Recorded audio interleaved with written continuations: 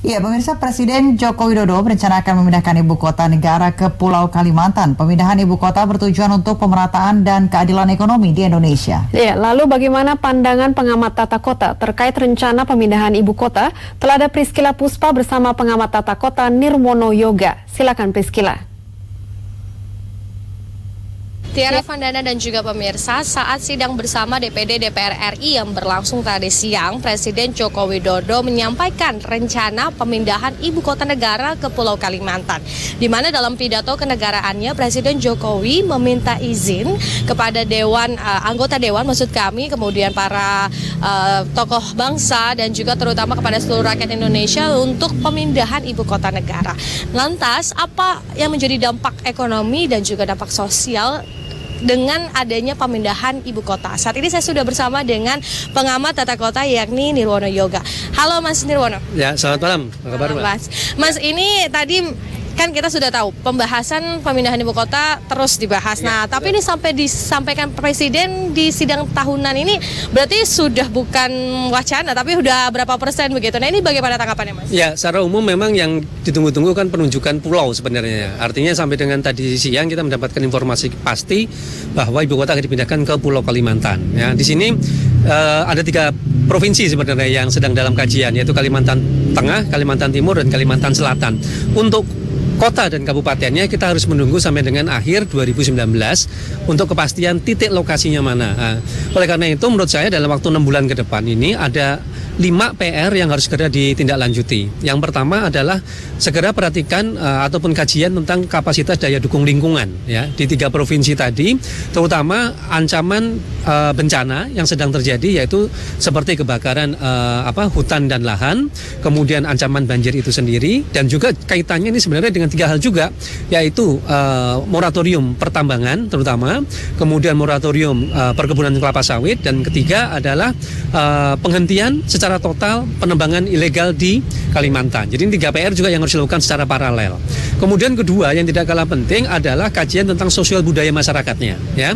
Artinya pastikan bahwa Kalimantan masyarakatnya juga benar-benar siap untuk menerima, terutama kan begitu kita jadi ibu kota ada pendatang. Nah, menerima untuk para pendatang dari luar Pulau Kalimantan dan juga tidak tertutup kemungkinan dari luar negeri juga, karena ini adalah ibu kota negara. Jadi ada proses kajian sosial budaya menurut saya juga harus dipastikan kajiannya supaya tidak ada konflik sosial. Ketiga yang tidak kalah penting soal pertahanan dan keamanan. Lokasinya harus benar-benar memperhitungkan sistem pertahanan keamanan baik itu matra darat, laut, dan udara. Jadi lokasi juga harus mempertimbangkan hal tersebut. Keempat yang tidak kalah penting tadi disebutkan lain Kalimantan, maka ada proses perpindahan yang butuh waktu ya. Oleh karena itu kalau kita membangun sebuah ibu kota rata-rata perlu waktu bahkan 10 sampai 20 tahun. Nah, ini prosesnya bagaimana? Harus ada kejelasan pada tahun ini, tahun depan sampai dengan tahun 2024 umpamanya. Apa yang akan dicapai sebelum nanti pergantian pimpinan berikutnya. Nah, karena poin yang kelima adalah karena kita membangun sebuah ibu kota baru ini butuh waktu, maka harus ada kepastian hukum. Oleh karena itu harus ada peninjauan kembali tentang undang-undang yang menunjukkan bahwa Jakarta sebagai ibu kota negara. Nah, kalau ini ada ibu kota negara baru kan berarti undang-undangnya harus direvisi. Apakah bisa memakai, taruhlah namanya Perpres dulu, atau payung hukum apa yang harus disiapkan supaya ada kepastian bahwa ibu kota tadi tidak menyalahi aturan. Kemudian untuk tingkat daerah sendiri harus ada revisi peraturan daerah tentang rencana tata ruang wilayah, baik itu di tingkat provinsi maupun juga di tingkat kota kabupaten yang akan menjadi titik lokasi tadi, supaya sejak awal tidak ada pelanggaran tata ruang. Nah, itu tadi 5 PR yang udah Mas sampaikan.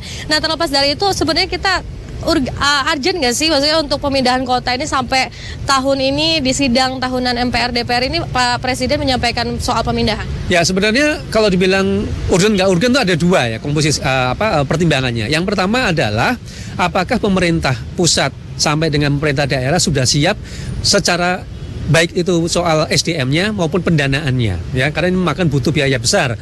Dikatakan oleh Bappenas bahkan kalau untuk peringkatnya antara 332 dan 466 triliun untuk pembangunannya. Ini kalau kita belum bicara soal inflasi ya. Kalau dalam 20 tahun pasti akan terjadi inflasi. Nah, apakah anggaran tersebut kita benar-benar mampu? Karena dari Bappenas sendiri diperkirakan baru akan mendanai sekitar 35-37, artinya hanya 7% ya. Berarti kan sisanya dari pihak luar. pihak kerjasama dengan swasta, pihak kerjasama dengan badan usaha. Nah ini juga harus dipastikan dulu pendanaannya. Jangan sampai dana tidak cukup akhirnya berhenti. Kedua, yang tidak kalah penting yang tadi kita katakan, 5 PR ini harus segera dikerjakan secara paralel supaya tidak ada masalah di kemudian hari terhadap rencana pembangunan ibu kota. Nah, yang terpenting dari sini adalah komitmen pembangunan ibu kota baru tadi harus disepakati oleh seluruh pihak. Karena apa? Karena ini jangka panjang. Kita tidak tahu pasti apakah setelah tahun 2024 misalnya, begitu ada pergantian presiden berikutnya juga punya komitmen yang sama atau tidak untuk pemindahan ibu kota. Jangan sampai kita sudah sudah menyiapkan rencana desain, sudah membangun groundbreaking, sudah membangun infrastruktur awal, tiba-tiba di tahun 2024 ganti presiden berhenti. Nah ini menurut saya yang harus benar-benar disepakati sejak awal, Mbak. Nah tadi Presiden menunjuk Pulau Kalimantan. Yang kita ketahui kondisinya sekarang ini banyak terjadi kebakaran hutan. Nah, ini bagaimana Mas untuk tanggapannya? Jadi ada 2 yang tadi saya katakan, bahwa ancaman bencana lingkungan di Kalimantan pun yang sampai dengan hari ini masih berlangsung kan, satu adalah kebakaran hutan dan lahan. Kemudian kita juga ancaman banjir pun masih terjadi gitu. Nah ini penyebabnya kan 3 tadi, masih ada perkebunan kelapa sawit, masih ada penebangan liar, bahkan juga ada pertambangan. Nah kalau 3 hal ini tidak ada kepastian untuk dihentikan, saya rasa sampai dengan 5 tahun ke depan pun ancaman bencana kebakaran maupun banjir akan tetap mengancam wilayah Kalimantan. Apalagi kalau itu lokasinya dekat dengan calon ibu kota negara. Menurut saya yang harus dipastikan dulu, apakah sumber ancaman bencana lingkungan tadi benar-benar sudah bisa diantisipasi.